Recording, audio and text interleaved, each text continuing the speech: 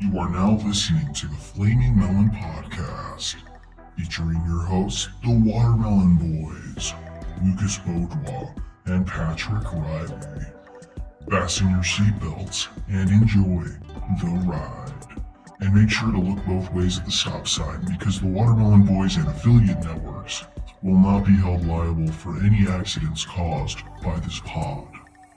Thank you. Okay, hello everyone, and welcome to the Flaming Melon Podcast. This is episode 6. I'm here with my co-host Patrick. Hello, Patrick. How are you today? I am better than a watermelon sprout in a geriatric ward. How are you? Amen to that. I'm also doing well because I finally found the cricket that's been chirping in my house for the last 4 days. It's been in there that long? There has been a cricket somewhere outside of my room, and for a while I thought he was in the attic, and I didn't know how the hell I was going to get him out. And I would come home from work, and he's just up there chirping nonstop until I go to bed, just constantly, and it was driving me just insane. And finally, yesterday, I get home and I fucking hear him.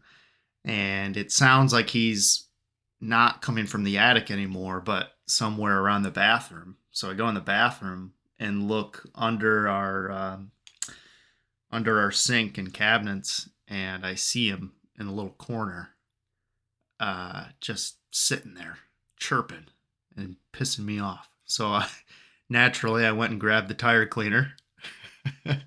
Oh, and wait. What? This is the same one you already hit with the tire cleaner?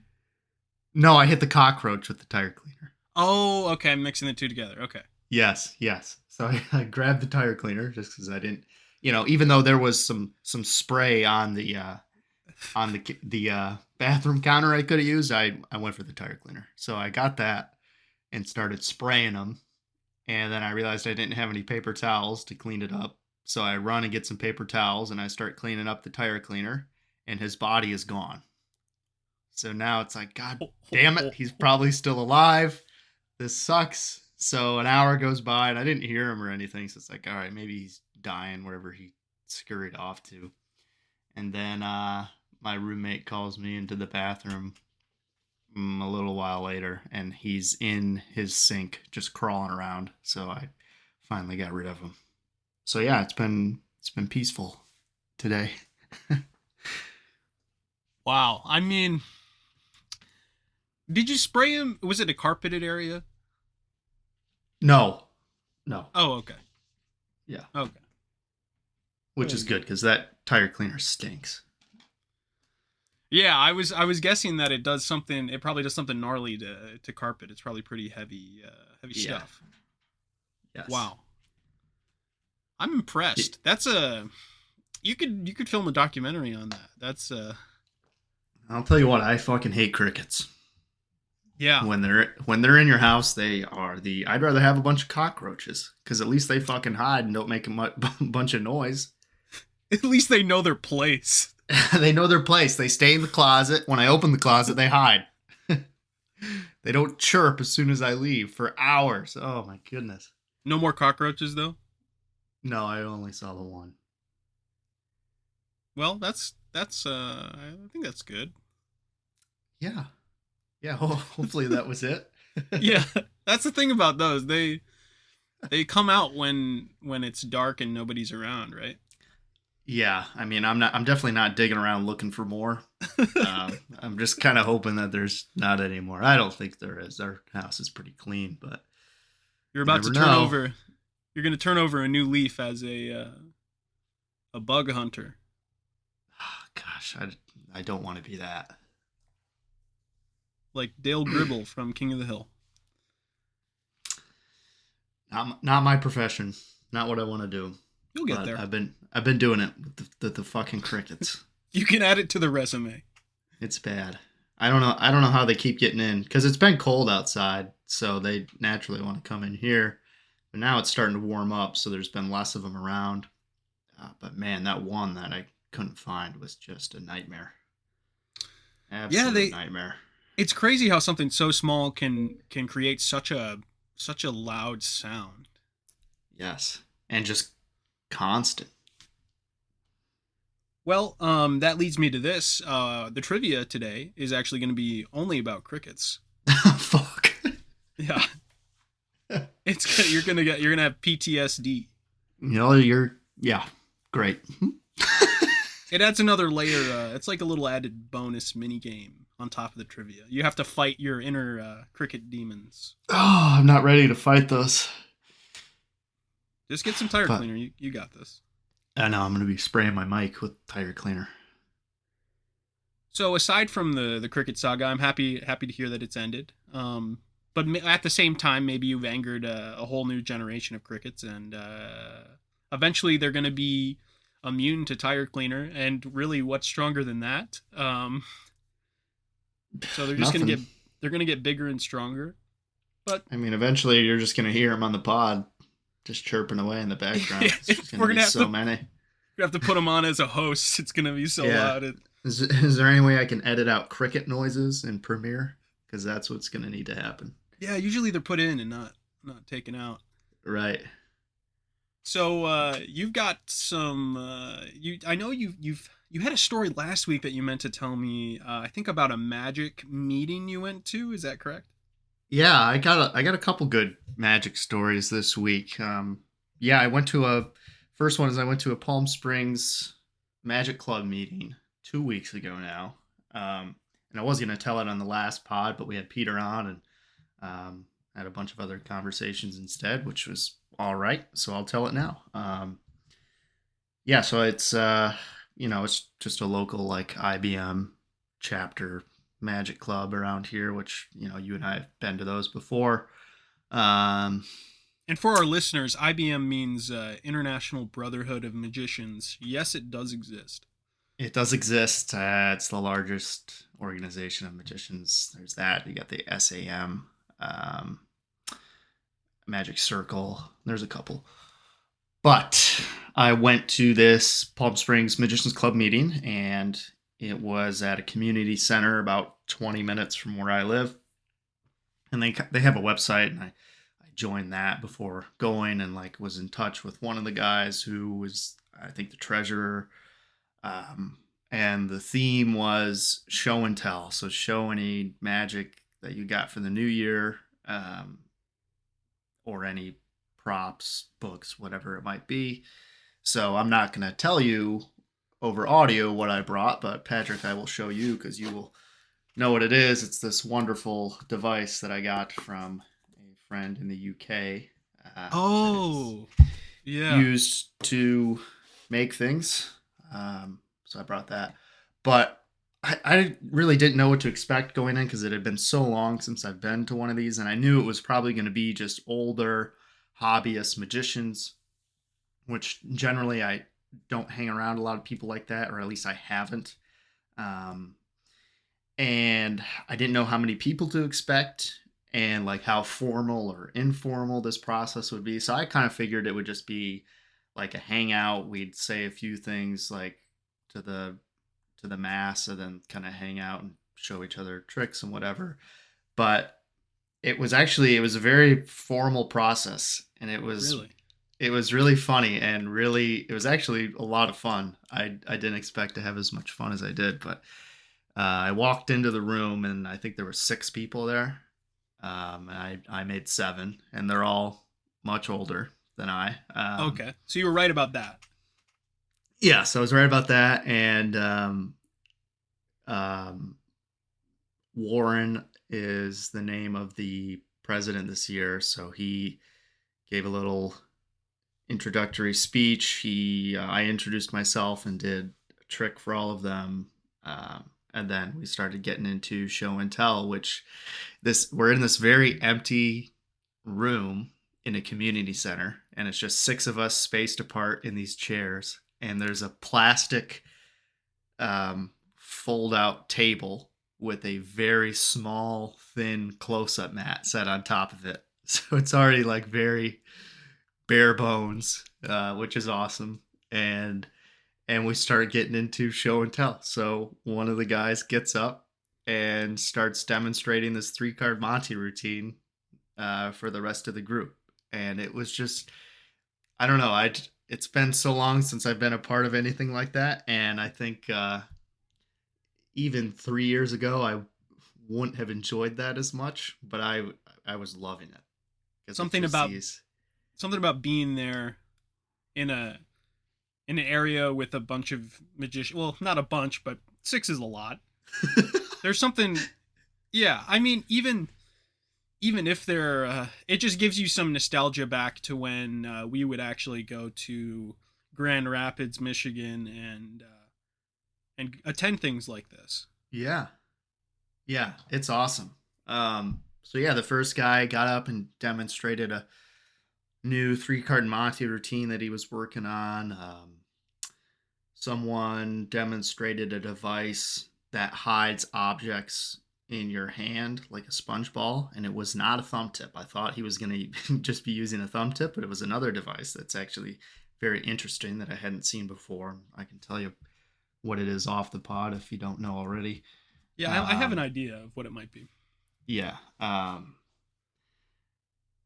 Eugene, who is the treasurer, did a couple of things. He demonstrated this trick with a coffin and like 3 different colored mummies, and you would have someone place a colored mummy into the coffin and cover it up and hide the other 2 in a pocket or something. And this is all while the performer's back is turned, and they turn around and can immediately tell you what color was put in the coffin without ever touching the coffin, which is actually pretty unique. And it's not a peek. You legitimately never see the color, and I can explain that too off the pod.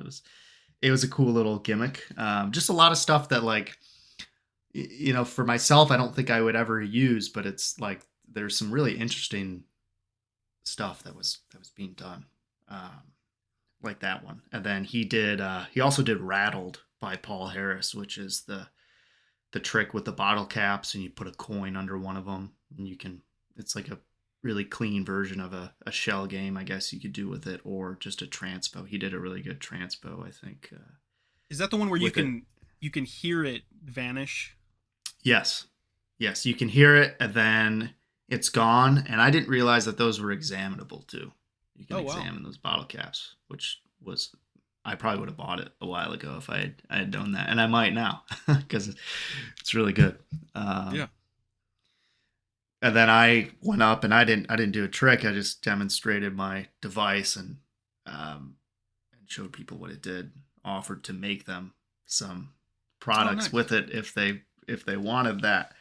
But it was, I don't know, it was really fun, and I think a couple of years ago I would have thought it was lame as hell and probably not gone back to another meeting, but I'm going to another one tomorrow. Oh, okay. So you're in a space now where you're a little bit more well, it's been how long since you've been to one of these types of meetings? Years. I don't even know. Yeah. Over so 5 long. Years. Oh yeah.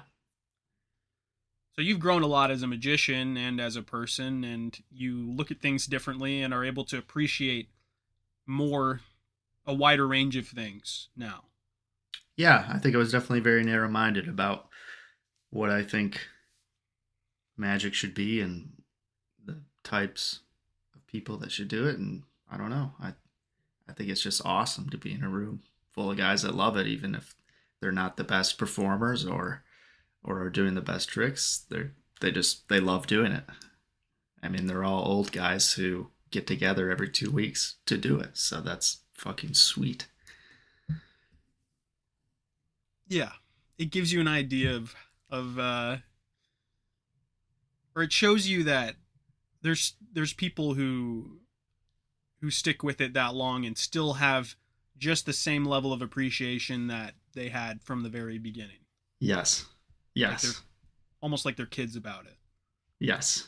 It's awesome. So what was the age gap? What was the biggest, or what was the smallest age gap between you and the youngest person there? I would say, gosh, I really don't know. I would say the youngest person and me were probably still close to 30 years apart. Okay. Yeah, I honestly didn't know what to expect because you're in California and it's a bigger entertainment sphere over there. So I thought there was a chance that you'd.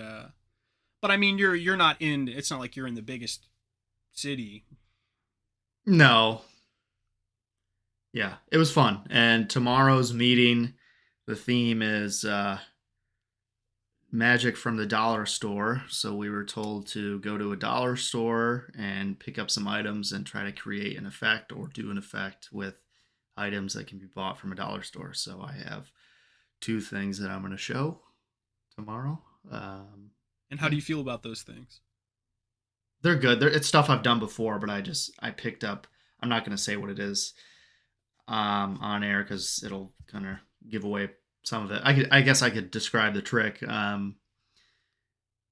Essentially, well, I guess I can just describe the idea of the finale for the trick. You can make ink on a piece of paper or something change by using heat, which I'm sure you know exactly what I'm talking about already. You know, I've seen that. I actually saw that maybe 2 or 3 days ago. I saw that as a viral video online. Oh, really? People just explaining it. Yeah. Oh, yeah. Yeah. Nice. So I guess it doesn't matter if I say it, but I'm still not gonna because it's a good trick. But it's interesting. Yeah. It's interesting that there are things that are known in magic for probably decades, but then all of a sudden you just see it online. Yeah. I guess it shows you how good magicians are at keeping things secret. But now we're in a space now where people are willing to magic and technology magic and new technology have a lot of similarities. They go into each other. Yes. But now we're in a space where people are trying to get views, so they're just trying to find all these cool things. I mean, I don't necessarily blame them, especially if it's not directly like a magic. Like this thing wasn't made to be a magic prop, but it can be used great for it. Right. But it's interesting that people are they'll find something that is known to the magic community years and years later, and then it just blows up in the public because it's just so cool. Right. Yeah, I forget whose quote it is, but sufficiently advanced technology is indistinguishable from magic. I can't even say the fucking words. Yeah, I don't know who it was either, but yeah. Yeah. That's the quote that I was thinking of too. Yes. Yeah, so I'm excited to see what the other guys do tomorrow for the dollar store magic, and I'll have to talk about that on the next pod. But yeah, it was a great time. So, but even more fun was my trip to Marvin's. What day did I go? 2 days ago? Okay. 3 days ago. I went on Friday. So this past week at Marvin's, Nathan Fan was performing. Who, if you don't know who Nathan Fan is, he is an excellent stage performer. He's appeared on America's Got Talent, Penn and Teller Fool Us, Wizard Wars. He's done a lot of TV. He's worked a lot of cruise lines. Probably Masters of Illusion. Yes, that's the other one. I was trying to think of the other one. Masters of Illusion. And he's still pretty young. I think he's early 30s. And he was far and away the best act I've seen thus far at Marvin's. That's the 4th show that I've attended. Just hands down the best that I've seen there. Really a good time. I brought my roommate Max to this show. Jeff offered tickets to everyone from the Palm Springs Magicians Club. He offered everyone 2 tickets, which was awesome. Not many people came. And it was me, and then I brought my roommate as my +1, and then I think it might have only been one other guy that ended up being able to come, but that was really fun. So I'll I'll tell you a little bit about his show before, and they had John Carney back this week as well. So it was just, a 1-2 punch. That was really good. So I get there pretty early, like usual, and John was sitting over in the corner where I saw him the first time I was there. So I went over to him and sat down with him for 30 minutes before the show, and we were just kind of talking magic and whatnot, which was pretty surreal. He showed me a impromptu rising card that looked really good that I hadn't seen before, and a couple other cool things. And then he did the close-up set, which this week he did all cards. It was a smaller crowd for the second show. They do 2 shows a night, and this later show only had 12 people, which is the smallest crowd that I've seen. But Okay. It didn't affect Nathan at all. He was still 100% energy, and the crowd was still really into it because he's a really likable guy, and he got everyone on board. So it was still a super fun show. I'm sure he's worked a lot of different situations. Yes. But he did, I think one of my gripes with stage magic, at least on a medium scale, obviously when you see Penn and Teller or David Copperfield, they're doing very different original stuff. But I think a lot of the stuff that you see in stage magic that isn't as large is just, you see classics in magic repeated over and over and over. And it gets really tiring as a magician. I don't know really what it feels like for an audience member, but I would imagine there's still some similar feelings because people know of these tricks.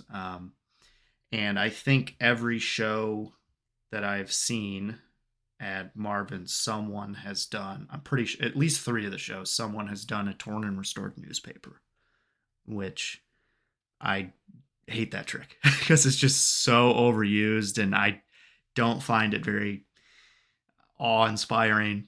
And Nathan did a torn and restored newspaper, but his was just so different than the other ones that I had seen, and just a fresh take in general because he did some choreography and singing with it, which I guess isn't that original either. There's a lot of really bad choreography and singing and magic, but his was very funny and original, and it made me enjoy watching that trick, which is hard to do because I fucking hate that trick.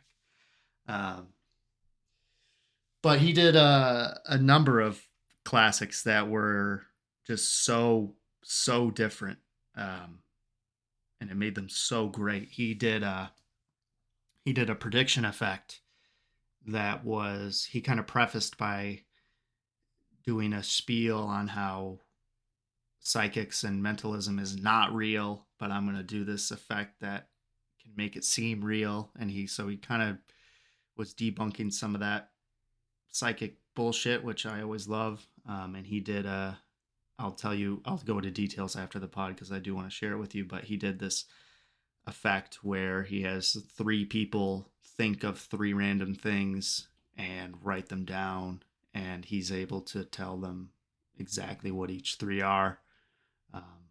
And the way that he did it was just so good. It is so good. Okay. Okay. I was blown away because it's a very old concept in mentalism magic, but I mean, holy shit, does he do it so well. And he introduces just a few little details in there that makes it so it makes it so impossible. There's no way you could piece it back together. Because in the original method, there's ways to piece it back together. And then the way that he does it, there's no chance, unless you have been doing magic for a long time, that you would ever know what he's doing. It's genius. So he took a classic and then he cleaned it up. Yes, it was awesome. And he's just such a funny guy. He does impressions really well. I was going to ask you about the impressions. Yeah, so he did a great trick with impressions where he had a bunch of cards with famous people's faces on them, and he blindfolded himself with some duct tape and started flinging through the random faces and had someone tell him when to stop. And they said stop, and the face was Elvis Presley. And so he starts trying to, read the guy's mind by using his voice, and eventually he's able to determine it was Elvis Presley, and he just starts singing like Elvis, and it was really good. But he did a bunch of impressions, and they were all good. But yeah, he's a cool dude, and he came around after the first show. I saw him walking around when I arrived, and then after the second show, he came out and like was talking with people too. And he's a nice guy. Oh, okay. So the second you were watching the second show, so maybe the first show Yes. had a much better turnout. Yeah, it did from what I could see, because there were still a lot of people leaving the theater when I got there after the first show. But it was cool. He's coming back again in March, so I'm definitely going to go try to see him again. He said he's got some new stuff that he's bringing in for that. So Awesome. I know when I've seen him on TV and other videos that he's just been hilarious and very likable. yeah, he's the man. Yep, he did a song in the middle. He played like this little ukulele and did a song about how magic is hard. That was fucking hilarious. Yeah, it's good. If you ever get the chance to see him, you gotta do it. It was very, very enjoyable. So shout out to Nathan Fan. I mean, check out his videos on YouTube, TV. Yeah, he's fucking awesome. He did I think the finale for his show was a straitjacket escape too, which was pretty funny. Then after he took off the straitjacket, he was just holding a big glass of water. Well, because it was so tiring. Yeah. Yep. Yeah, he's good. So that's my magic stories for you. Yeah, I'm glad that you had a great time at Marvin's and just as good of a time at the Magic meeting, and I'm looking forward to your Magic meeting story next week. Yeah, thank you, Jeff, for having me again, and let me take Max. Shout out to Jeff. I know he's watching or listening to the podcast. Maybe he's found a way to get the video version of it, but That's a little creepy. he's hacking into our Zoom meeting right now. Fuck. I knew I could hear some breathing on there. I knew I could hear his sparkly sense of style. Yeah. Have we ever talked about, and I don't want to reveal this, but I'm just curious, have we ever talked about the bathroom having something special in it there? Oh, I don't know if we have. I mean, we can say it. It's awesome. Yeah, the men's bathroom at Marvin's, one of the urinals has this very large video camera right above it pointing down at the urinal. And of course, it's not connected to anything. It's just a joke, but it is really funny. And Jeff has said people have come out of there really mad before. Not often, but a couple people have been like, "What the fuck is this?" Like, yeah. I mean, it's you're pretty bound good. I mean, it's not comedy if you're not bound to upset somebody, right? Yeah. Like, Yes. somebody's gonna get upset. Yes. There's some crude humor in there. I've heard him say some pretty dirty things. He's taking some risks. Yeah. Oh yeah. He's talked about how his bartenders have illegitimate children, Right. and about how his piano player is a hardcore drug addict. Well, there's always some truth to comedy, so maybe he's telling the truth. Yeah, I think so. Well, I can't say I have anything to top those stories, but I just started a backup TikTok account because I think I'm being censored.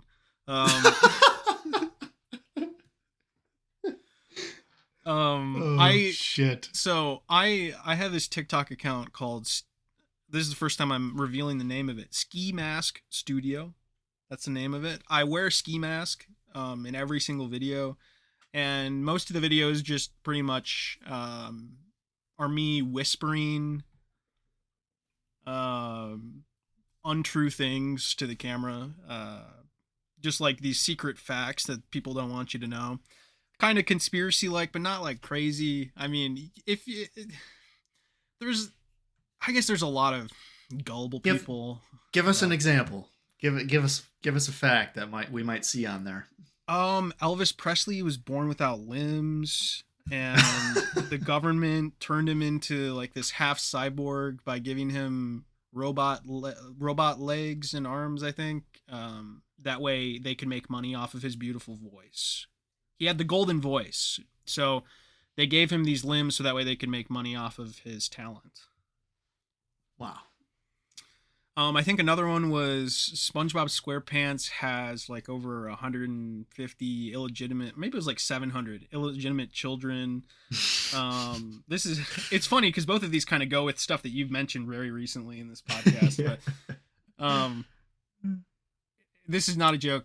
I mean, it's a joke, but it's This is not a joke. SpongeBob has 700 illegitimate children. 750 illegitimate children with his pet snail Gary.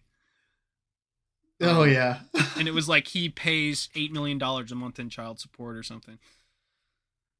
Yeah, stuff like that. Most of it's harmless. Some of it gets a little bit realer. So, I mean, some of it's more believable for those people that love conspiracies. More believable, right? But Yes.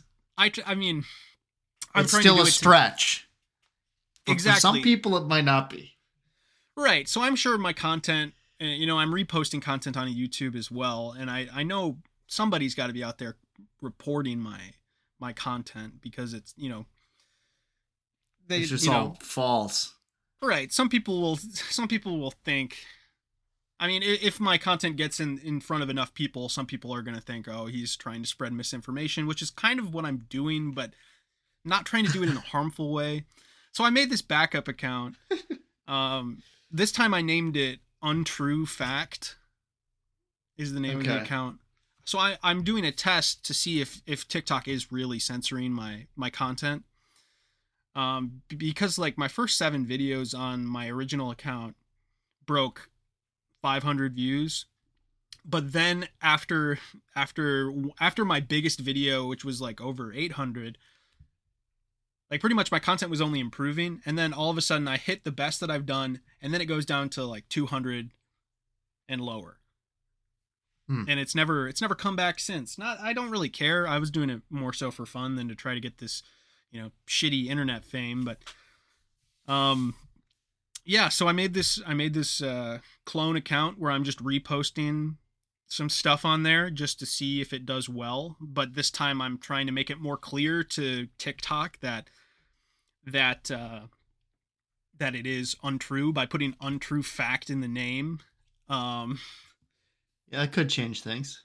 We'll see. I mean, we'll see. I also want to see if it's the content that's just somehow is the reason why views went down, but I really didn't change anything up, and I think my stuff only got better, but views got worse. So, but ironically, the videos that I've been reposting onto YouTube have gotten 1,000 to 2,000 videos on a good one. Or 1,000 to 2,000 views on a good video, and it's happened. It's happened. I don't know, maybe 5 times out of like 20 videos I've reposted on there, so it's not bad. For having 11 subscribers, but I had this one recently that I posted on YouTube where it was about Pokemon being a way to teach kids, like Pokemon was invented to teach kids how to capture exotic animals. Oh yes, I remember that one.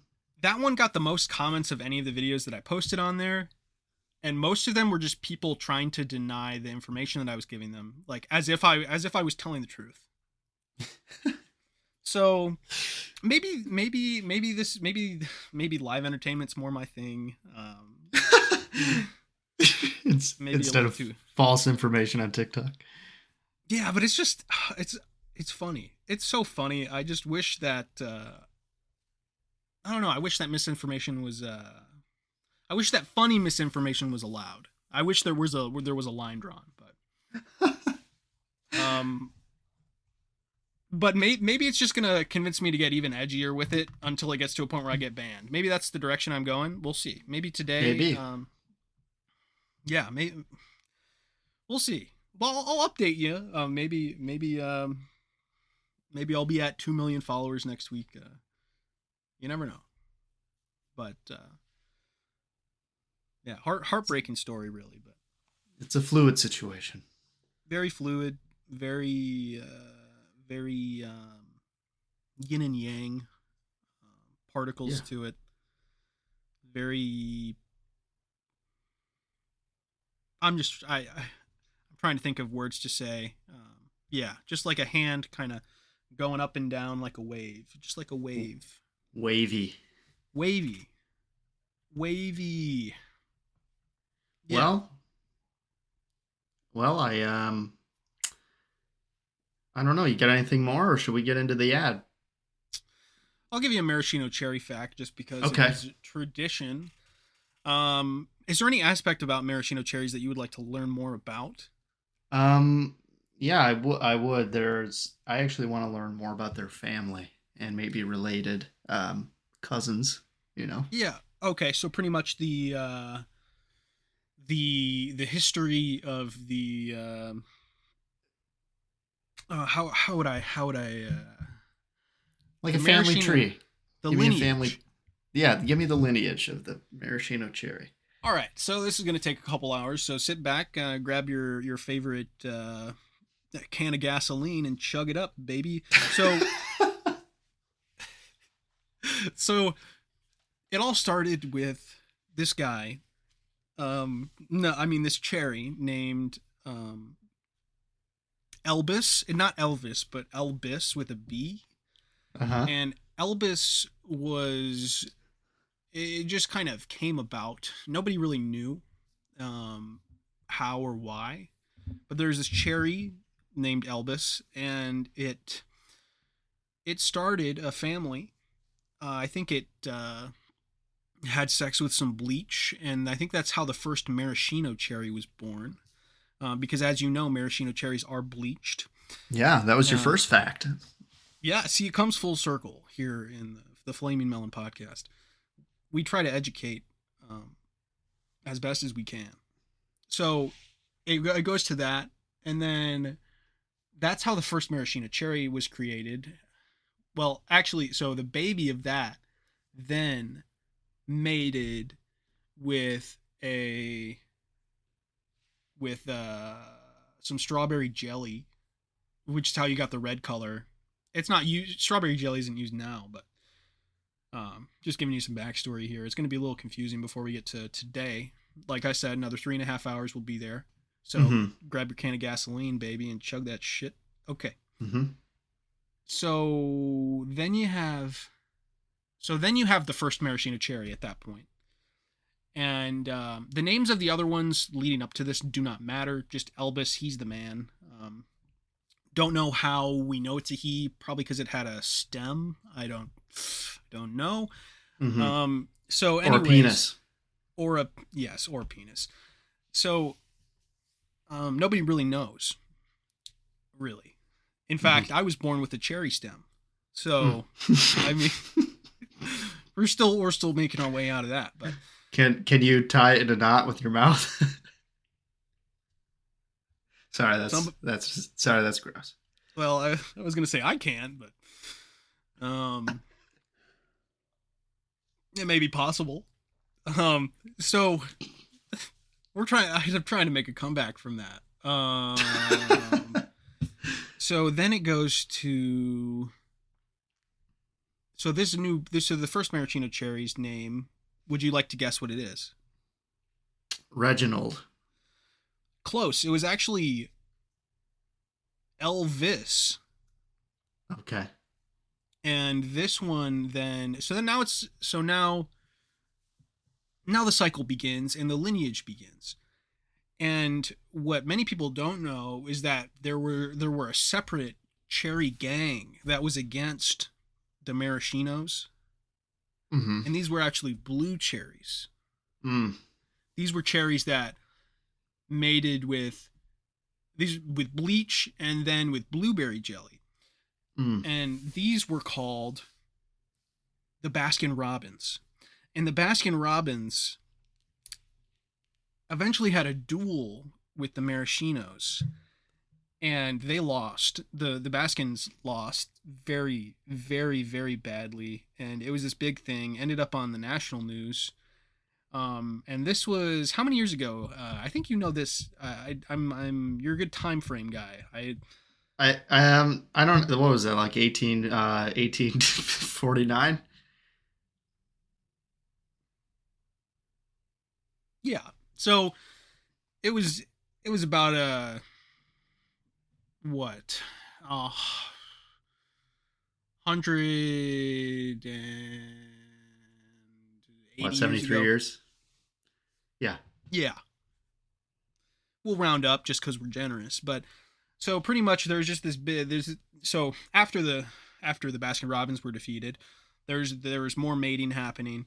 Of course, there was some illegal mating happening between the Baskins and the Maraschinos, as almost this Romeo and Juliet type of thing, and that's actually what Romeo and Juliet was based off of, frankly. I didn't know that.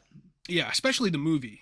And yeah, so the lineage then came about as the mating continued within their own. They were inbred, and yeah, so over the lines, we eventually got to a place where they inbred so much that they were unable to continue their bloodline, or their Shino line, the Maraschino line, and that that ended because they were inbred so much they didn't have the ability to mate anymore.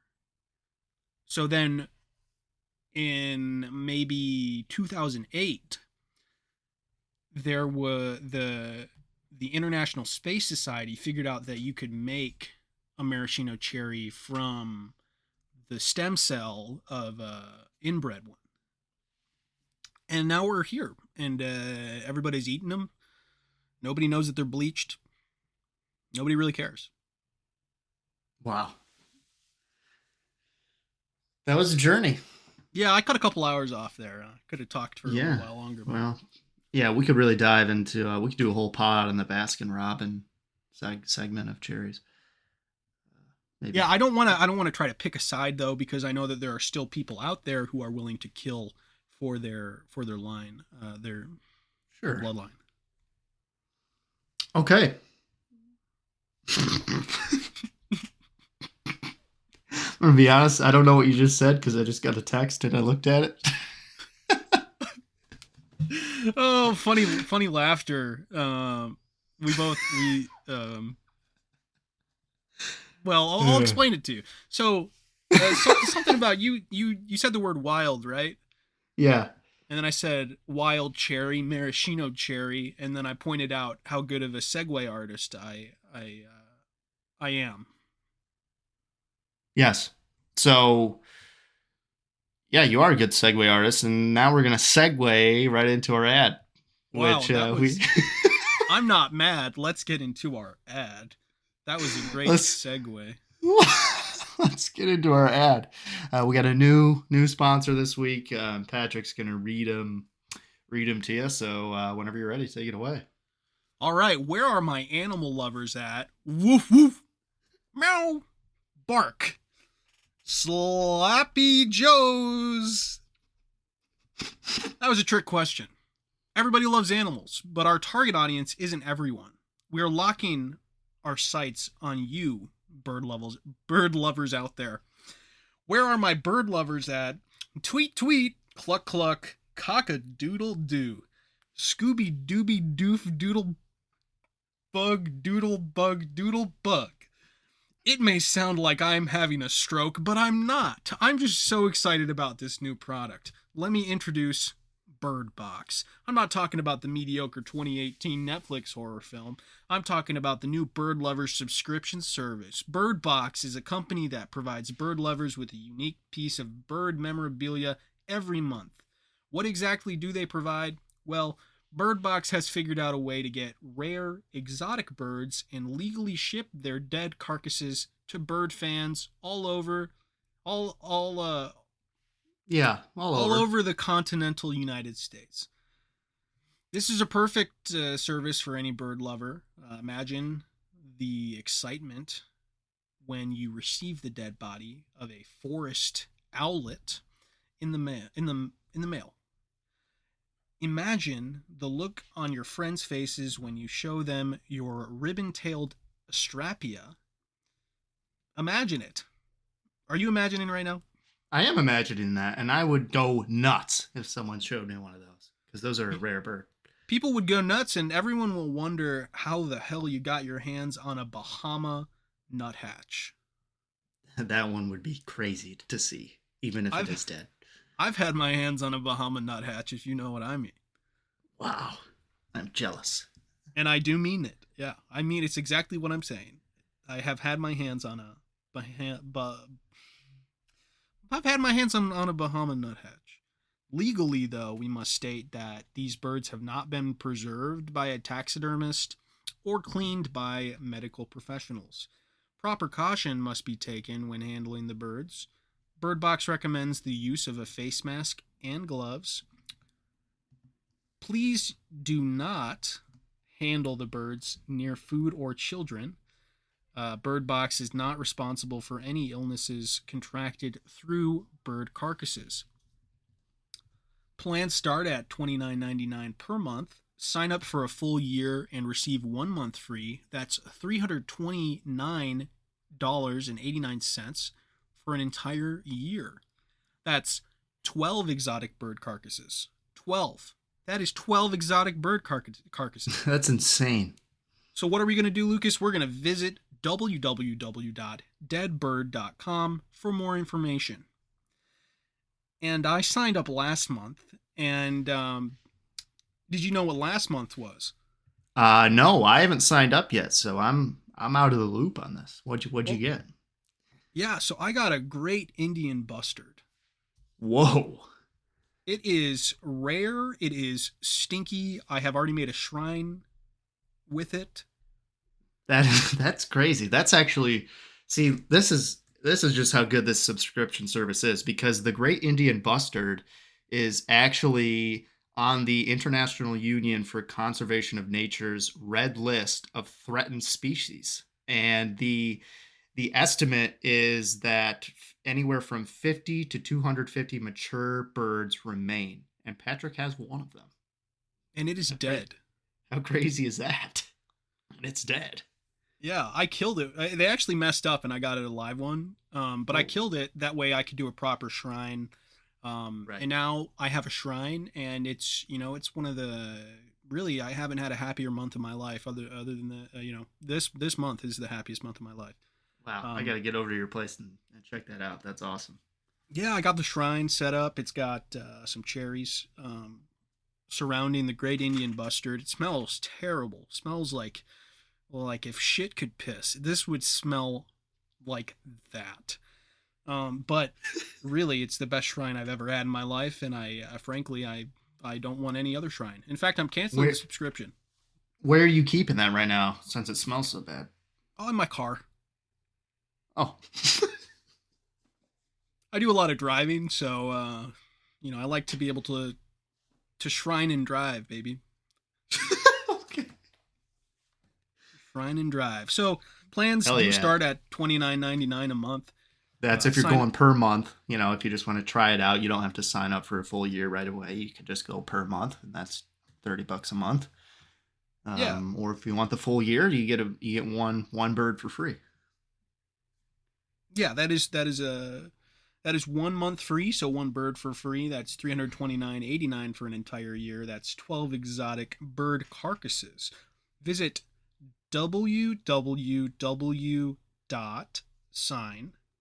like the period, like the little circle that's filled in, dead bird, DEADBIRD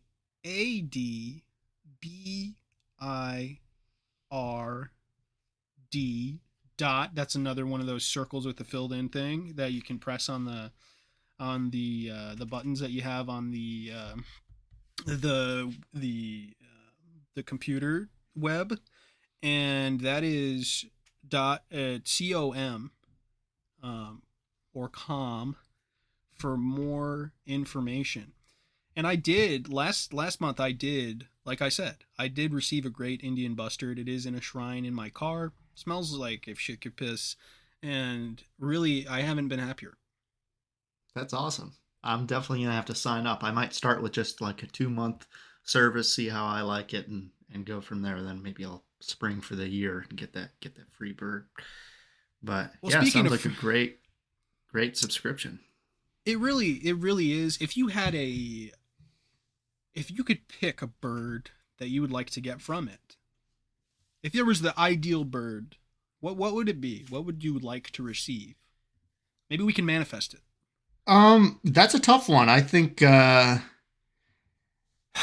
maybe the new Caledonian owlet nightjar would be pretty crazy. That's a crazy looking bird. The rufous-headed hornbill would be cool. Maybe a Cebu flower pecker. And these are all, I know that these are a potential for the subscription. It's random each month what you get, but they have a great list of potential birds that you can receive on their website. And those are just a few that really caught my eye and like, wow, I would love to get one of those. So. And there's a 1 in 10 chance, I believe, that it's empty, right? There is that chance. There is a 1 in 10 chance that it's empty, but it's 90% of the time you're getting a bird. So yeah, not even worth mentioning, really. We'll cut it out. We'll cut it out in yeah. post. Yeah. But yeah, so plans start at $29.99 a month with the dot with this filled in between the 29 and the 99.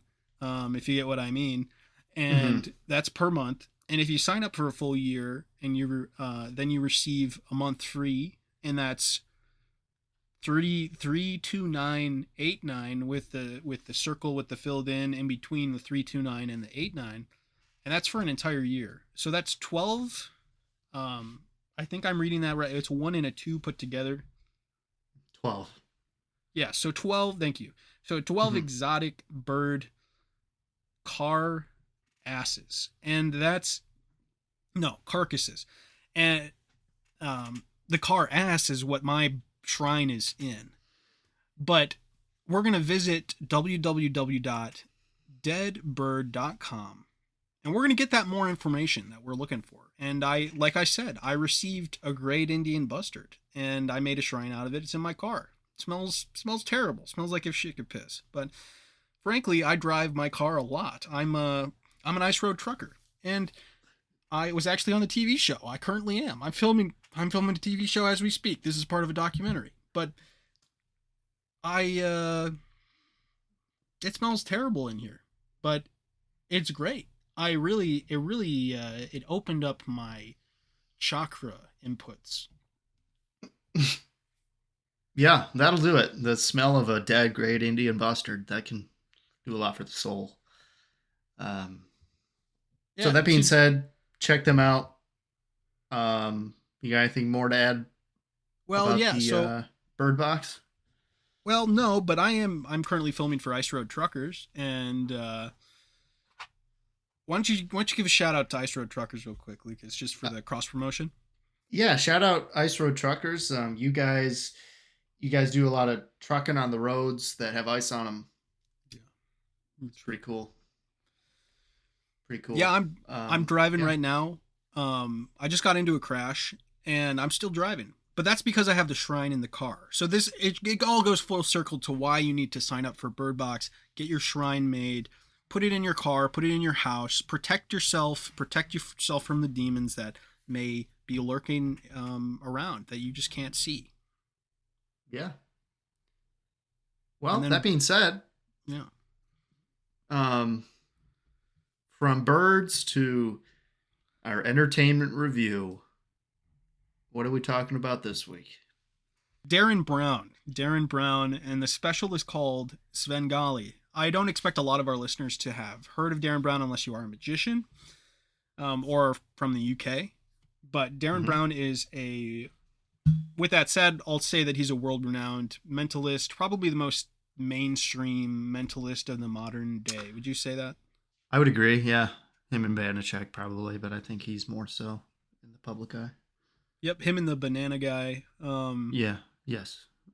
Yes, lots of Yeah. bananas. But Love that guy. Darren is a very smart man. He can paint. He's a very good portrait painter, right? Yeah, Portraits? he's a beautiful painter. Yeah. He's a beautiful painter, and this special was filmed or it was released in 2012, so kind of recent compared to some of the other stuff we've watched. Mm-hmm. And the special is called Svengali. Now, Yes. Lucas, why don't you explain kind of what Svengali is in terms of the special? Svengali is this doll that Darren is at some point going to use in the show. And before the show starts, we get this introduction explaining the history of the doll. And I don't know if this is a true story or not.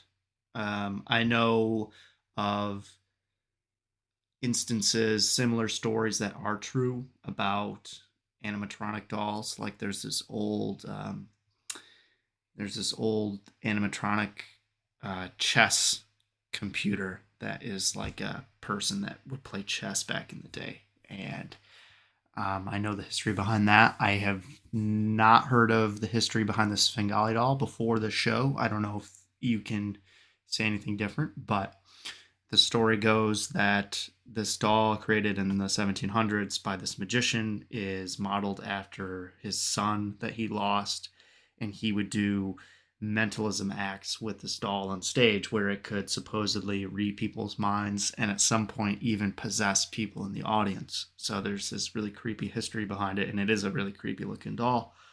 And that's going to come into the show later, but that's what the show is named after. And there's also some symbolism behind just the word Svengali in general, and that is a person who exercises a controlling or mesmeric influence on another, which we're going to see Darren do throughout the show, especially for sinister purposes, is what a Svengali does, which Darren doesn't have sinister purposes, but he does control and influence other people in his show. So it's an appropriate name and a cool name. You're definitely led to feel like he could use his quote unquote powers for bad. Like he kind of crosses the line to an extent. Yes. And before we're, to be honest, we're not even going to tell you too many details about the show because it is such a great show and you should just go watch it. It's on YouTube, so you can watch it for free. And it's phenomenal. So, Patrick and I already discussed that we don't want to get too into specifics about it just because it's so fun to watch it for the first time. And some of it's just so crazy to even describe that it's better to just go see it. But before we even talk about the show, I just want to make mention that Darren, a lot of his TV stuff, he's had a mix of TV stuff because he's done some like street stuff, kind of similar to like Dynamo. But he's also done these recorded formal shows, which is what this is. This is a show that he's doing in a theater somewhere in the UK, and they record the whole performance, which is pretty sweet to watch, and they did a really good job recording this. But in terms of Darren's style, because he's kind of come around on this, and it seems like this show is he's kind of in a crossroads because he used to do a lot of stuff. Let me backtrack. I'm getting ahead of myself. This is what I wanted to say first. I think obviously magicians lie a lot, right? All the time. Yeah. And I think there is morally correct ways of lying, and there is immoral ways of doing so. Would you agree with that? Yeah, there's ways of lying that are necessary for like an effect, or there's lying that is for entertainment, and then there's lying that is unnecessary or ill intended. Yes, and can give the audience incorrect ideas about what's possible. Right. Now, They're on the very end of the spectrum. You have psychics and mediums who are straight up lying to people about being able to connect with a dead loved one, and are just using the emotions of a person to take their money. That's kind of the scummiest way of using magic. And then there is obviously the correct end would be to be as honest as you can be and only needing to lie to make an effect work, or if the lying doesn't implant false ideas in a spectator's mind.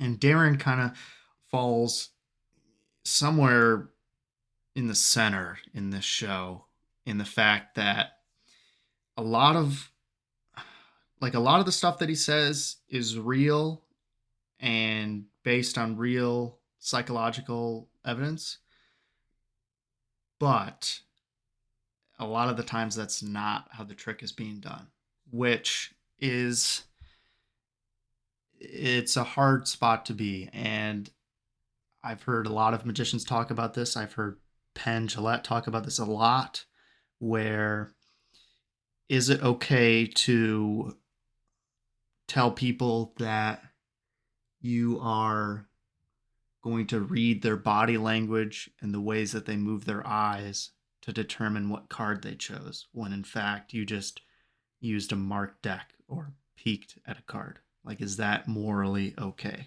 Probably not, because you're giving them the false idea that you can somehow read body language to such accuracy to tell that they picked the 7 of clubs, which is impossible. I'll cut in here and say that I've had that approach before. Back when I had me too. Yeah. So it's definitely, it's tempting to use because it's crazy how you can convince people using this. People will believe you that you're using. It feels honest because you're supposedly telling them how you're doing it. Right. So like they have reason to believe you. And it also seems plausible. And if the trick is clean enough, they don't have any view on how it's done, and you give them this explanation that they see truth in, they're going to latch onto that unless they don't trust you at all. Right. But that's, and I guess this kind of crosses into a territory that I, back when I was early into magic, and the first time I think that I crossed paths with Garrett Thomas, who we've talked about before. I talked about mentalism with him because that was when I was really into it, and into it in like a serious format rather than like a comedy format. Uh-huh. And we had a similar conversation about mentalism and how like it's not. I'm not going to be able to quote it specifically, but we talked about how lying to the audience is not. Lying to them about having this ability isn't a healthy thing, and that you're kind of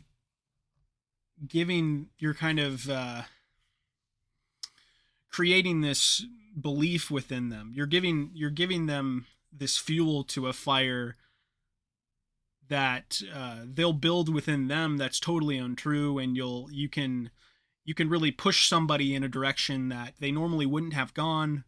I mean, I'm sure there's people who believe in psychics, and even if you show them a magic trick and tell them how you exactly did it, they'll believe that it's magic, like it's real, right? Mm-hmm. But it's unhealthy to take advantage of people, of the way people perceive something, just to give yourself the ego boost that you're some supernatural, or you have some special ability.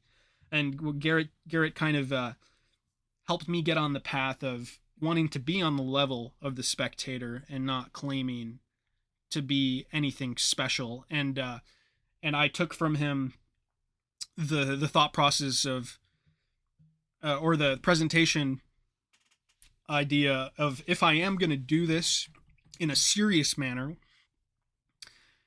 I'm going to present it as if in the way that if mind reading was real, this is what it would look like, and then just try to give them something so crazy that it really makes them think, but tell them the truth in the process. Yeah.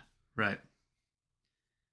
Yeah, it can put you in some weird situations if you're performing like that, because obviously you're, and to be clear, Darren never states that he can actually like read minds or anything, but Right. he uses so much um psychological like jargon, um and it makes him seem, in some instances, not the whole shit. Like it's a couple of things really. It makes it seem like he's able to use body language and cues to determine what people are thinking, which is impossible, and it puts you in these weird situations. Because for a long time I performed this effect. I don't do it very much anymore, where I can get into someone's phone and be able to divine the passcode on their phone.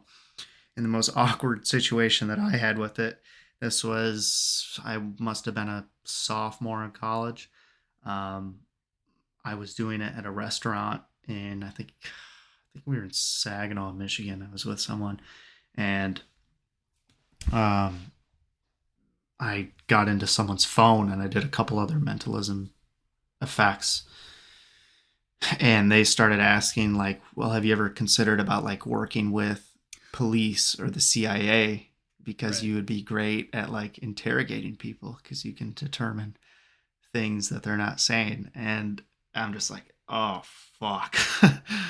Like this is not good. So that kind of started, at least that kind of kicked me in the right direction. It didn't change immediately, but that definitely made me think. And then when I got into Penn and Teller, and they're very vocal about the ethics behind magic, and so that kind of got me spiraling too. But that was definitely a moment where it's like, oh no, I'm just doing magic tricks. This would not be useful at all in a real world situation. At that point, you're in too deep, and you can't really back out. Like, you just got to kind of step away. Is that what you did? You didn't really...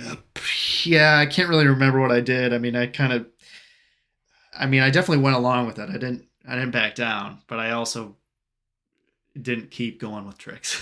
I know that was the last one I did. Right. But back to Darren's approach, I think you'd agree with this, that he doesn't necessarily direct people into what to think. He just leaves the door wide open for them to step through it. Yes. And I think everything in this show is, well, there might be one moment that's questionable. I think everything in this show like doesn't cross into anything immoral, in my opinion. Because he is like he opens with an effect where he walks out on stage and his left shoe or his right shoe is not on his foot, and he has 3 boxes on the stage, and he says his shoe is in one of these boxes, and he is going to ask the audience to determine which box it is in, and he'll narrow it down to one person by the end of it, and they're still always going to choose the incorrect box. And what he's talking about surrounding this effect is psychological ideas behind people choosing boxes based on like where they're standing, ideas about people changing their mind and how they really never do, even though it's better to change your mind based on odds that he's given you. And like all of this stuff is real and what he's saying, but ultimately I think it's not going to matter what box you pick. Right. And I fell into that trap. I even with my knowledge of magic and a vast variety of methods and tricks, I knew deep down how this was done, but I let him talk me into what he was selling. Like I was sold to what he was saying, and I guess that just shows you, like, even as maybe I'm just gullible, but maybe I'm just a gullible magician, which is probably a unique breed, but It just shows you, you do have a bustard in your car. I do have a shrine in my car, and I am filming for Ice Road Truckers right now, but it just shows you that it's very compelling when you attach something believable and true and something that does hold fact to it with a method that is just total gimmickry. Right. It's all about the presentation. You can get people to believe what you want to if you use I think where he gets people is he like you said, he uses something real and something interesting and true. It makes it seem like it's applied to what he's doing. Exactly. When in fact it's in a way it is applied, because it could be done and probably work a lot of the times like that. But Darren, being the professional that he isn't going to rely on that every show, because it won't work every time. And he is going to get it to work every time by using magic. Right. So. And he's definitely, he tries to show people how much of an expert he is. He doesn't tell people like I'm an expert, but he definitely, he wants to seem on top of every beat in the show. He come off very intelligent, and he does. And because he comes off intelligent, you believe him, or you want to believe him as your first instinct. Yes. And he's also, he has a big history leading up to this show. He's had a big career. So people know that he's good at hypnotizing people. He's good at controlling people, but still I find myself falling into his scripting and believing him. Yeah. It's interesting, you saying the hypnotizing makes me realize that some of the psychological stuff that he does is real and works very, very well. But not all of it is real, and that's where it gets kind of strange. But it's such a good show, and it's done so well, and I think it works in this instance, and I don't find any of it to be immoral, because it doesn't seem like he has supernatural abilities at any point, that's where you get into like, that's not good. But he definitely leaves it up to you to believe. Like he's not trying to push you in a like, he's giving you some like he's giving you some real explanations to some things, or real explanations of how something could be done. But at the same time, later in the show, he might be doing something that's very like crazy. He's not trying to push people into a box of what to think. He's just leaving the door open and letting them decide. Like if you're prone to believing in some very out there things like that, he's definitely not gonna push you away from it. Right. But he's not telling you what to believe. He's just talking to you. Which I think nowadays he's more, he's kind of more in line with like Penn and Teller ideals, where he doesn't want anyone to think anything that is false in terms about what he's doing. Right. Which, I don't know, I haven't seen a lot of his recent stuff, but based on what I've heard through other magicians, that's his performance style now. But he's still doing some really crazy stuff, I'm sure. Like really powerful. Yeah. It's insane, the stuff that he does. So, without spoiling too much, some of the other stuff that he does is he has everyone in the audience write down an embarrassing moment in their life. And he does a couple of different routines with this, where he kind of divines a couple of moments there, and finds the person who did it, which is really fun. And then the one that I wanted to talk about that we could get a little bit more into was his painting routine. Oh, yeah. Combines his beautiful painting skills into this mentalism routine that is just so, so good. Do you want to describe that at all, or should I? Well, yeah. So some of our listeners may have seen something similar to this before, but what Darren does is he adds a level of magic to it that really steps it up. Like I don't know if our listeners have ever seen an artist paint something, probably on like America's Got Talent. You've seen it. I recently, when I was in North Dakota, I saw Marcus Monroe, who's a comedian, juggler, entertainer. He did this where you are painting a portrait upside down, but the audience doesn't realize what it is until the very end or close to the very end, and then you flip it over, and then big moment, really nice, clear portrait. So Darren does this, but he has another level to it where he's got somebody on stage who is thinking of a celebrity. Yes. And it's just a totally their choice, right? Mm-hmm.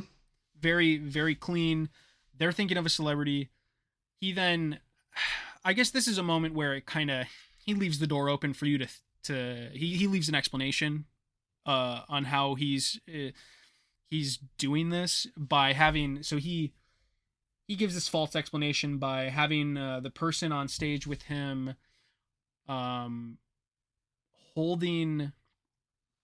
they hold his wrist, one of his wrists, and then are trying to guide him with their mind while holding his wrist to draw the picture that's in their head of this celebrity. Mm-hmm. And so there's like some build up where he kind of gets them conditioned to do this, and then he puts like a pillowcase over their head, which is pretty funny. And right? Yes. Is it a pillowcase or something? And then I don't know if I think at first they're holding his wrist while he's actually starting to paint. And there's this really funny gag at the beginning where he just paints 2 dots on the canvas, and then this little half circle underneath. So it's just a smiley face while he's getting them to envision this. And it's really hilarious. And, but eventually he gets in tune with what they're thinking of, has them just sit down and keep envisioning it, but isn't holding him anymore. And he's painting, and then I think he eventually flips it over, but it's still unfinished, right? Yes, but you can kind of tell that it's starting to form a person pretty clearly. But you can't tell who finishes it is. up. Right. Then he finishes the painting, and then you can see who it is, and the spectator reveals who they're thinking of before seeing the painting, and it's really good. Yeah. So that's the only one we'll go like deep in detail for, but right. I really respect how he combined. I also like that he's actually a painter, so he used other talents outside of magic, combined it with magic, and created this very special moment for the audience. Yeah. Yes. Yeah.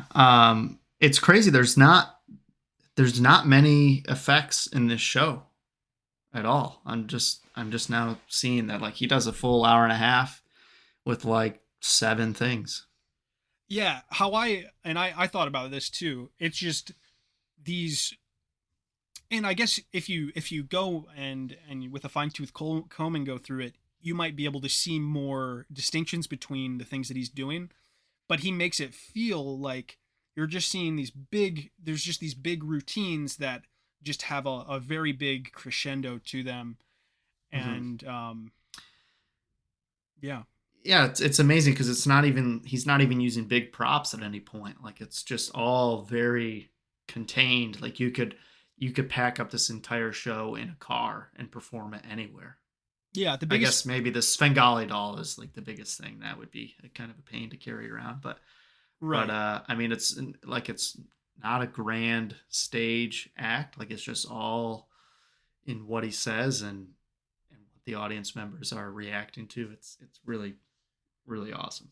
And I find it interesting that he the show is named Svengali, but he doesn't use the Svengali doll for the finale. The finale is totally unrelated to. Mm-hmm.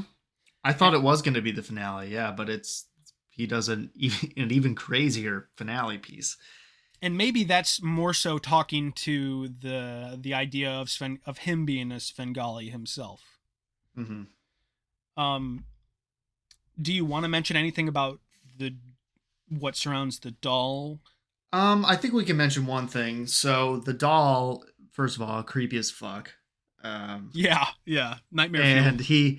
he does a series of effects where he gets a person up on stage, and at one point he's doing some mind reading stuff. There's an invisible touch routine in there that's really good. A lot of different stuff connecting the person to this doll. That's really crazy. A lot of just psychological suggestion to make some of it happen. It's really good.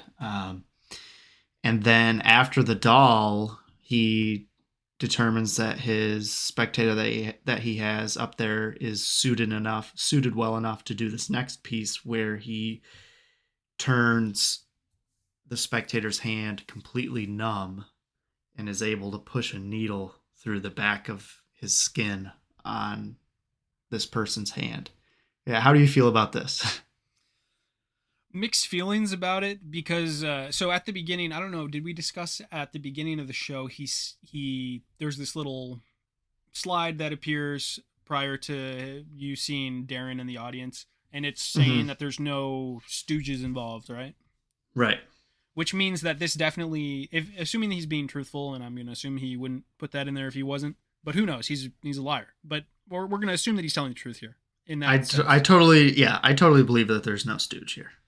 It's very risky, and it leads me to think that the audience may have had to sign something prior to going in there or something like that.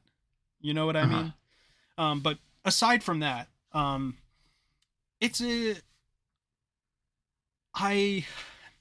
think it's very, very fucking cool. But at the same time, it does make me feel a little like this. Like, it makes you uncomfortable, and maybe it's supposed to do that. Maybe that's his intent. What do you think about it? It is really weird, because I also fucking love it, but at the same time I don't know, shoving a needle through the back of a spectator's hand, I shouldn't say hand, the skin on a spectator's hand, like, is that okay? But you remember it, so even though it's just a little flap of skin, you remember it as going through the hand, right?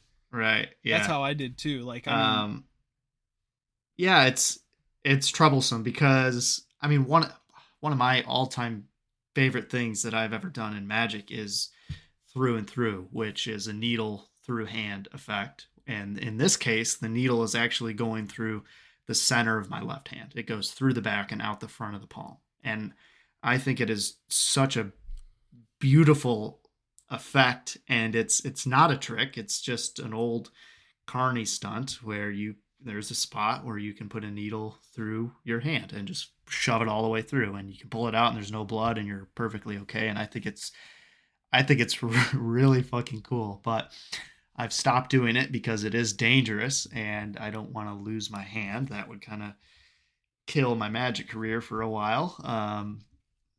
So it's had some close calls with it. It's conflicting. And that's how I feel about this too, because it is just so cool, but also, man, that's a risky thing to be doing in a show night after night. And who knows, maybe he doesn't do it every night. Maybe he did it because they were filming this one and he had a good spectator up for it, but I don't know. That's in the show, it feels, and this could be just manufactured that way, but it does feel like he's almost decided to take it this far, but he's prepared to not have to. Right. Like, he's prepared to not take it to this level, but he felt confident. And that's another thing about Darren. He's so confident, especially when it comes to hypnosis, and I think that's why he's so good at it. He's just he's very, I think he's great at picking spectators too, but he leading up to this, he hypnotizes a bunch of people in the audience at once. Like he goes from the, and this is how a lot of hypnotists do it. They put kind of what I would consider putting their feelers out by doing an experiment with the audience, then figuring out who this experiment works for, and then taking it a step further with the people that are remaining, and then eventually picking somebody who clearly has been strongly affected by it, and then he takes them on stage and then does what we're talking about with him. Yes. He's so confident, and it makes me feel like if you have his level of confidence, you can do anything. You are capable of anything. Yes. Yes. But it's almost a scary point. It is. He just knows that it's going to work. And like some of the stuff that he's doing is not always going to work for a lot of people, but for him, he just knows that it's going to work. It's not a thought in his head. He's so good at it. Yeah. He doesn't even, there's no hesitation. There's none of that. He's just like, your feet are going to be glued to the ground, and fuck, they sure are. As soon as he says that, this person cannot move. It's wild. But the idea of the hand going numb really is really crazy to me. Mm-hmm. That's a weird one. Yeah, you don't see stuff like that being done. And the spectator on stage is tapping their hand and like even reacting on stage, thinking it, like saying that it's crazy. Like they can't feel it. Right. And they just kept like he wasn't even asking them to do it. He just kept tapping his hand just because of how crazy it felt to him. Right. Yeah. So then after that we get his final piece in the show, which I'm not going to describe at all for a couple of reasons, because it's so cool to watch that for the first time. And I had seen this special before, and I have no memory of that finale. Me either. So that was cool. Also, it's way too crazy to even describe audibly. It would make it confusing.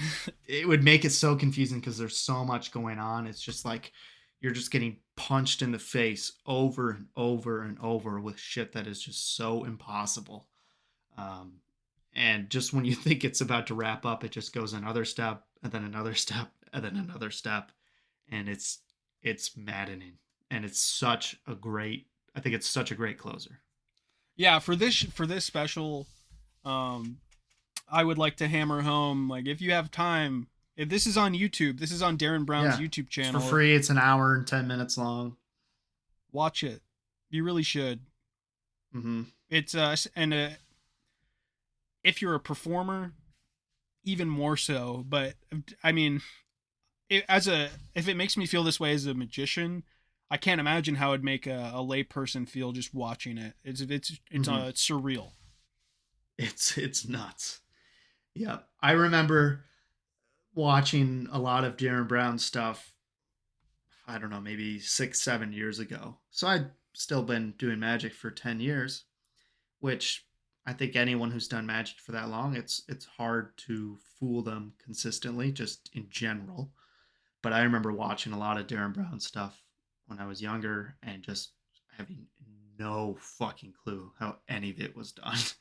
And it's, that was cool at the time, but I also thought, like, man, is this stuff fake? Like, this just seems so crazy. And now that I know more about magic in general, I know that it's not fake. None of it's fake.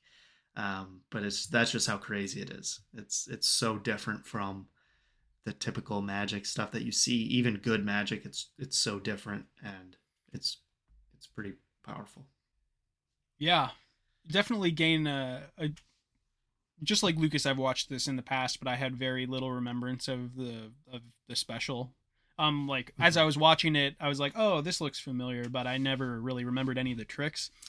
But back when I watched it, had to be forever ago, grown so much as a person and as a performer. And I just have so much respect for Darren after watching this. Yeah. And I would kill to be just half as charming as he is too, because he's very thoughtful with where he places humor in the show, and he's not too heavy on the humor. If he was too heavy on the humor, it would take away from how heavy of the tricks he's performing on. It's perfect. Yeah, he's such a joy to watch. Yeah, truly. Watch it. Darren Brown's Svengali. search it up on YouTube. It's on there. You'll probably end up going down a Darren Brown rabbit hole because he's Yeah. so fun to watch. He's got a bunch of his specials on YouTube, just on his own. Obviously, channel. there's a lot of recency bias, but this is my favorite one that we've done so far.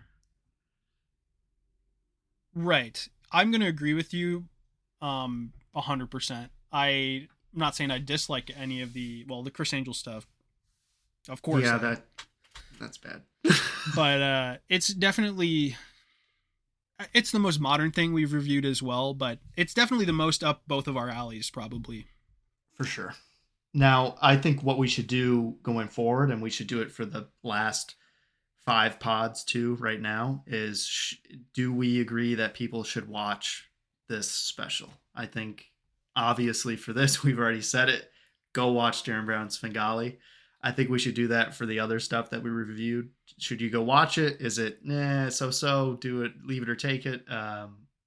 Or should you go watch it? So starting with Chris Angel, Mind Freak, Season 1, Episode 1, should you go watch that? I'm going to say no. I'm going to say no. It fucking sucks. There's going to be some episodes that we're going to say yes because they're so outrageous, they're funny, and this is not one of them, in my opinion. Well, if it's in between that one, if we think out of, I'm in between if I just go at the first episode by itself, but if you compare the first and the second, definitely don't watch the second. That's 100%. Well, yeah, the first is definitely better, but is it still like, would I still like show this to friends because it's so bad that it's funny? No. Like, that's the bar. It's either going to be so good that I want people to see it, or it's going to be so bad that it's funny. And this doesn't hit either of those. It's just bad. Right. I would say the David Copperfield would be a recommend. Right. Because so it's a good mix. Starting with Season 1, Episode 1 of Mind Freak, I'm saying no. What are you saying? I'm almost on the fence with it, but I'm definitely leaning more towards no. No, don't watch it. No. Then we did David Blaine, right? That was Episode 2? Yeah. Street Magic. Obvious, yes. Go watch it. Street Magic.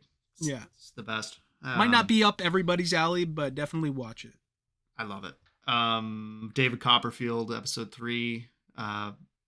What is it? Murder on the Orient Express? Mystery on the Orient Express, not murder. Yep. Definitely watch it. Some of the best stage illusions you'll ever see, and some of the bad stuff is so funny that it's good. Yeah. So, yeah, it's really funny watching it because of how old it is. Yeah. That's a definite watch. And then we went back to Mind Freak, Season 1, Episode 2. Fuck, no, that's terrible. Burn that. Don't watch that. Yeah. Don't watch that. And then last week we did Dynamo, Magician Impossible, Episode 1. That one I'm kind of so-so. Like, if you're a fan of magic, definitely watch it. There's some good stuff in there. In terms of the magic, if you like cool magic, yes. But I think it's missing a entertainment value in some parts. I agree. I think that's a take it or leave it, you know? Yeah. I don't really have an opinion on that. And then Darren Brown's Svengali, go watch it. It's awesome. Go watch it. So yeah, we'll start telling you guys if you should watch it or not, which you probably already know based on what we've said about it, but I want to make it clear. So. Right. Yeah. If you're curious about if we would recommend it, we'll let you know if how we feel about it, but probably by the end of when we're explaining it, you might already have an idea yourself. Yeah. So that's Darren Brown. We're gonna shut that door, and Darren, I thank you. I found it inspirational. I don't know if you for sure made me want to go out and perform. Yeah, me too. And me too. I want to get on that stage now. Yeah, can I just say one more thing about it? The theater that he performs at in Nottingham. Love that theater. Yes. There's like, what is there, like three tiers or three above the floor? 3 tiers above the floor. 3 levels. Yeah. Or 2. So 2 levels above the ground. Yeah. Yeah. It's a beautiful theater. Yeah, and it's the shape of it's really interesting because the stage doesn't seem big compared to how big the theater feels, right? Mm-hmm. Right. but it feels like deep. The audience goes kind of deep, and Yes. It's like a wraparound almost. Yes, it's really cool. Yeah, I want to be there. I want to be in that audience. Yes. Yeah. Okay, So are we ready to get into the trivia? It's time for some trivia. all right, Lucas, it's time for the trivia. This time, you will be answering the questions. Yes, I will. And could you update everybody on the current standing? Yes, through 3 rounds, you have 10 points, and through 2 rounds, I have 10 points. This is my 3rd round, so I have the chance to pull away a little bit here, which I'm hoping to do, but we will see. Yeah, if you got if you had an upset and answer all these correct, you will be double. You'll be sitting at double the points of me. That would be nice. We'll see though. And so earlier I said I don't even remember what I said the trivia was about. But I was lying. Crickets. It's not about crickets. Yeah, it's not about crickets. It's about things related to Darren Brown in some way. Whether it's Darren Brown or the last name Brown. But we'll start with some. I do have 2 Darren Brown questions though. Okay. Okay. All right. Question number 1. Well, cue the music. Music's been cued. We're good. All right. Well, cue it again. No, I'm kidding. All right. Here it is. Okay. Here's the music. It's time for some trivia. Okay. So, question number 1. What is Darren Brown's middle name? Is it A, Vincent, B, Victor, C, James, or D, Craig?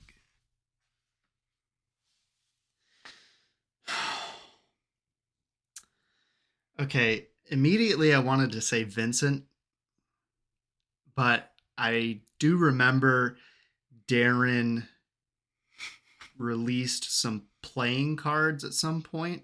Really? And I want to say it's James. You want to lock that in? Yeah, I'm locking it in. All right, Lucas is locking in C, James. And the answer is, drumroll, the answer is B, Victor. You scared me for a second.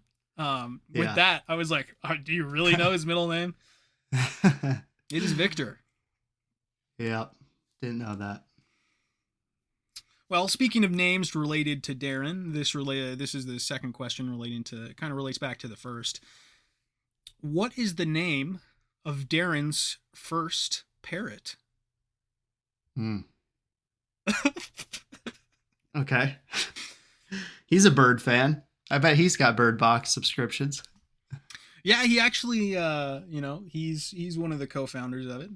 We were going to keep that kind of on the low because we didn't want to make it seem like we're reviewing this because we have a stake, involved with the Bird Box. But okay, so what is the name of Darren's first parrot? Is it A, Mephisto? Is it B, Mika? Is it C, Schmo? Or is it D, Figaro? Wow. And I can spell any of those if you want. I don't think that matters. Yeah, it doesn't really. It's not gonna really change your odds. I'm gonna go with Shamo. That sounds like it. C. Locking in C. Yep. All right. The correct answer is D, Figaro. Okay. All right, so that ends the Darren Brown section. And now we're getting into things relating to the word brown. Starting with a question about brownies. Where is the origin, or what is the origin of brownies, the dessert? And by that I mean it's going to be a country. Is it A, the United States? Is it B, Australia? Is it C, the UK? Or is it D, Switzerland? That's a tough one. I'm going to go D, Switzerland. Locking it in. You're locking it in. Mm-hmm. All right. The correct answer is A, the United States. I did throw in, I almost didn't throw in, Switzerland was just something that I threw in there just to kind of hopefully get you. And it worked. It worked. The trivia is just kind of getting a little, well, after last week, I'm like, let's make this clear. I'm not trying to, I'm not going out of my way to make everything, super hard, but the questions are not questions that you would normally know. Right. Correct. So I hope everybody feels like this has been fair. I'm definitely not trying to make this, unfair, and who knows, maybe you'll get the next couple right, but it is great attitude. We'll see if that pans out. It is A, the U.S., and it was created in, actually, if you can name the city that it was created in, I'll give the point to you. The city, if I could just name it? Yeah. Chicago. I shouldn't have fucking said that. Yes, it was actually created in the Palmer House Hotel in Chicago's Loop. And why did I do that? And I said city too, so I'm thinking like, oh, that narrows it down to like 4. So it was created in the Palmer House Hotel in Chicago's Loop in 1893 by Bertha Palmer, who was the wife of the owner of that hotel. Why did I do that? I don't know. I don't know why you did that, but I'll accept it. I'm a man of my word. You're gonna get that. You're gonna get those. What did I say? Point or is it 2? What did I say? You said. I think you said 2, but we can check the tape. I'll give you 2. We'll just give you 2. Damn it. We can look back. All right. Well, whatever I said is what we're gonna go with, but all right now I'm saying 2. Okay. All right. Hey, I mean, I guess props to you for guessing Chicago, because that's a little out there. Just going with the gut. Wow. I'm beating myself up on the inside. All right. Well, another brown thing. Can you guess what this one's about? No points if you can guess this right, but you can probably guess what this next one's about. Poop. It is about poop. All right. So, okay. I love this one. I really love this one. You can probably understand why. I'm a poop fan. Love poop. Got it all over my walls. Part of my shrine, actually. 90% of my shrine is actually poop. All right. During World War II, why did the British make explosives that looked like camel poop? All right. So, again, the question is, during World War II, why did the British make explosives that looked like camel poop? Okay. Is it A, the Russians used hardened poop as bullets? B, the Italians would gather it for medicinal purposes? C, German tank drivers thought it was good luck to drive over camel poop? Or D, the Japanese used camel poop for their cooking fires? Wow, this is a wild question. It is, really. Okay. What was the first one? The first one was, so A was the Russians used hardened poop as bullets. Okay, I'm going to eliminate that. Okay. I don't think that's true. Do you want me to read the rest of them? The second one was about Italians using it for medicinal purposes, right? Yeah, the Italians would gather it for medicinal purposes. What was the third one? I guess read the other 2, yeah. Yeah, so C was German tank drivers thought it was a good luck to drive over camel poop.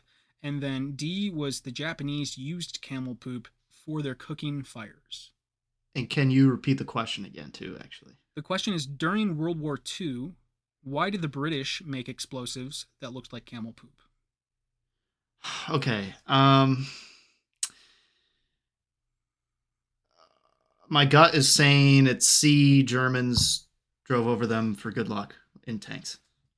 And will that be what you lock it in? I'm going to lock that in. Yeah. The correct answer is... I'll give you a chance to change your mind. No, I feel good about that. I do. If it's anything else, I'll be surprised. Yeah, after it is C. After you are correct. After reading through these options, I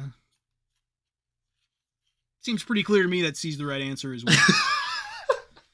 So that one was a little bit of a bust, but I was expecting it to be something about having the bombs being hidden, and that was the closest one to that. So that was my thought process. yeah. So the correct answer was C. German tank drivers thought it was good luck to drive over camel poop during World War II.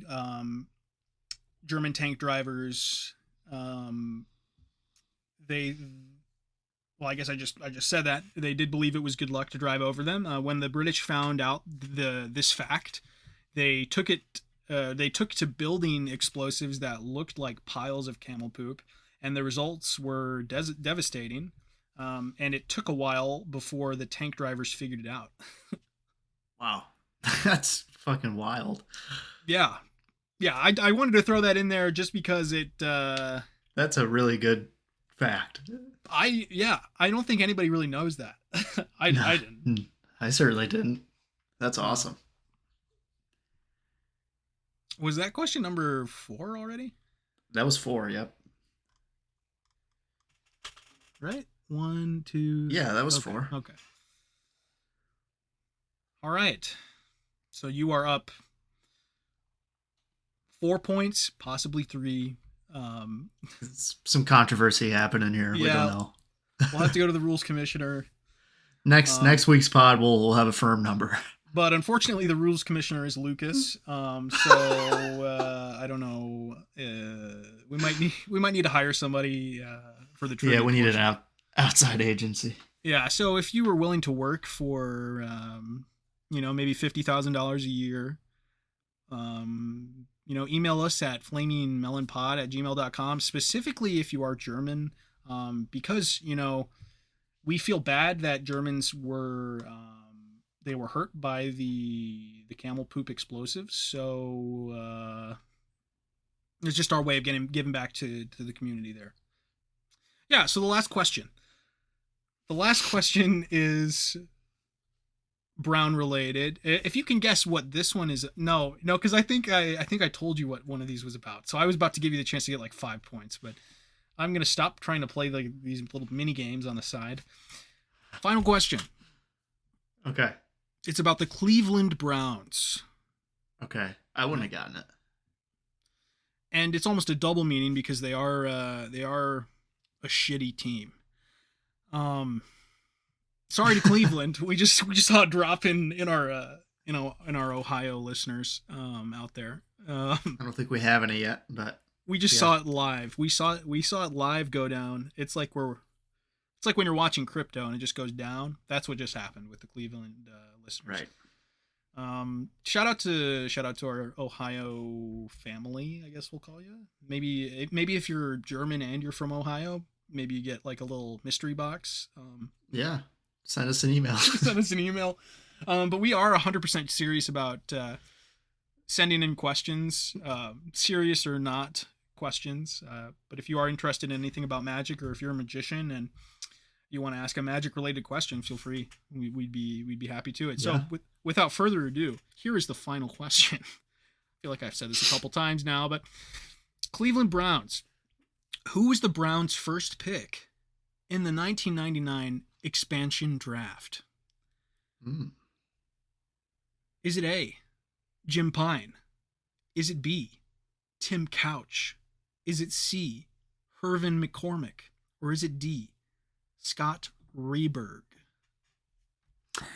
Well, As you know, being the big sports fan that I am and sports history guy, this was a bad question to ask me, because I'm a big Browns fan and I totally know what sport that is.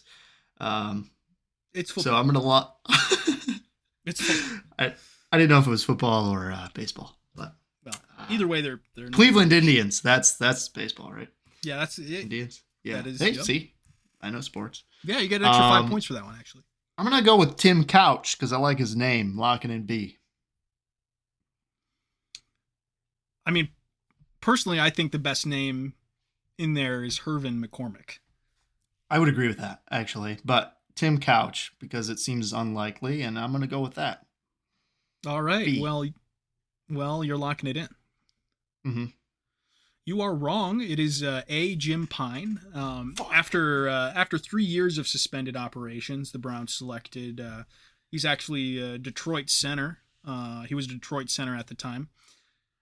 Jim Pine, with their first pick in the 1999 expansion draft, and this offensive lineman would go on to blow out his knees celebrating a touchdown. Oh, Yeah, just a little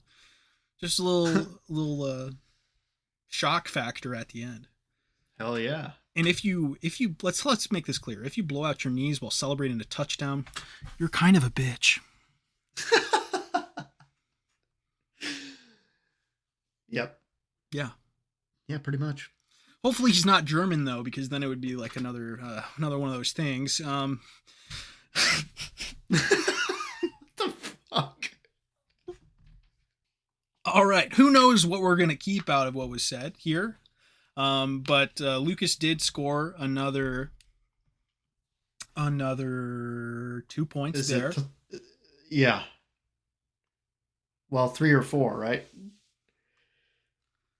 What? 3 or 4, right? For I got that a one? question right, and then I got the bonus. I got the bonus. Well, I'm saying you scored another 2 points from this last question. Right. So in reality, you got either 4, 5, 4, 6, 4, 5, or 6. No, 5 or 6. I didn't get the last question right, did I? Oh, you didn't. Good call. Good call. I was just feeling so bad about the German thing. I was like, all right, we'll give this one to Lucas then. I have either 3 or 4 points, depending on how much your Chicago bonus was worth. Yeah. We'll have to go into the rules book. How much is the Chicago bonus? It's either 1 or 2 points. Maybe it's 3. Maybe I'm wrong. Yeah, it's actually 3. But yeah, shout out to Virginia? Illinois joined in on the party. Illinois, welcome to the welcome. So welcome, Chicago, welcome. Chicago, send us some brownies. Don't lace them with anything. Yeah. Otherwise, we'll end up like the Germans, right? Yeah. Don't put bombs in them. So the current standings are we've each done 3 sessions now. We each have 2 sessions. Can't even say the word. We have 2 sessions left for each of us. I have either 13 or 14 points, depending on the Chicago bonus. Maybe our Illinois listeners can. I just added an S. Illinois listeners, maybe you can tell us what the proper Chicago bonus is. Yes, and you have 10 points through 3 sessions, so still got a tight race here. We've only got 4 weeks left before we determine our winner. That's a month. That's a month. Yep. It's actually going by pretty quick here. It is. So yeah, it's gonna be fun. So stay tuned. So for now, we'll just say 10 to 14. Hopefully, the Chicago bonus falls in my favor. Even though either way, it doesn't really fall in my favor. And either way, it's extra points. Maybe I'll give you an opportunity for a bonus next week then. Just to. I'll leave that up to you. Shake things up. I'll leave that up to you. All right, then I'm not gonna. Fuck. All right, I am interested in what the trivia will be about. I don't think. I think that still remains to be uncovered. It certainly does. That being said, that was the Flaming Melon podcast. Take care and make sure you don't do the bad things that you're thinking about doing, because they're just going to hurt you in the end.